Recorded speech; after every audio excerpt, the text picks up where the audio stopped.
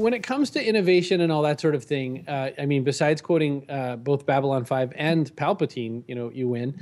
I guess the question becomes too, is there ever a risk of doing too much to try to innovate? I mean, should people just kind of sit there and till their fields as well? Or what's your kind of feeling about the balance of that as well? Well, the bigger question is, do you have an innovation problem? For example, I'll reference the martial arts here. If you're not good at the basics, all of the innovative strategies and ideas, and how to use a 9-foot battlefield halberd aren't going to do you a bit of good if a 6-year-old can walk up with a popsicle stick and knock you unconscious. If you need to have those basics down, and that's the foundation of your stability. What you want to do in a situation like that is you want to be the stable one. You want to inspire instability and confusion in the people that you are opposing, if you are opposing someone, whether it's on the battlefield or whether it's in the boardroom, so that they are off balance all the time. You are in balance as much of the time as possible. And to do that, you need to have your own basics in order. You need to be able to do your basics and be able to adapt them. So, from a business and marketing perspective, if you think about it, you've got to be able to write compelling copy.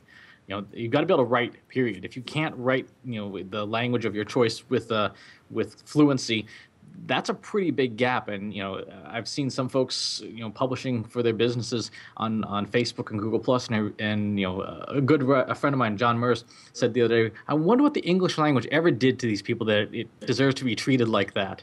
It really conveys a certain sense about you that's probably not what you're looking for. Once you've got the basics in order, then it's time to take the basics, take these forms and sort of vary them. Say, okay, how can I use pay-per-click marketing instead of just driving lead gen? How can I use it to further social media discussions to create a content feedback loop? There's an idea. You vary that, you see whether this works in this context or that context, change up, and after a certain point of a lot of practice, and we're talking tens of thousands of hours of practice, you're at a point where you're saying, you know what, you've transcended the basics, you've transcended the forms. Things like best practices don't exist for you anymore because you are the best practices. You know what works. You've worked in your company for 20 years or however long you've come full circle. And what are the best practices for any given situation are going to be radically different than what you're going to try and teach your new apprentice who just started hammering horseshoes together.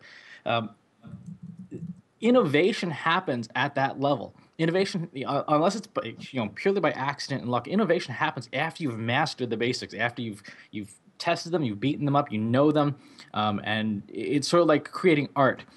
For the first few years, you gotta paint, by the numbers until you actually learn how to use a paintbrush fluidly, and then once you're beyond that point, then you're talking about, okay, now you can create art, now you can innovate, you can make something out of nothing or out of the experiences you've had.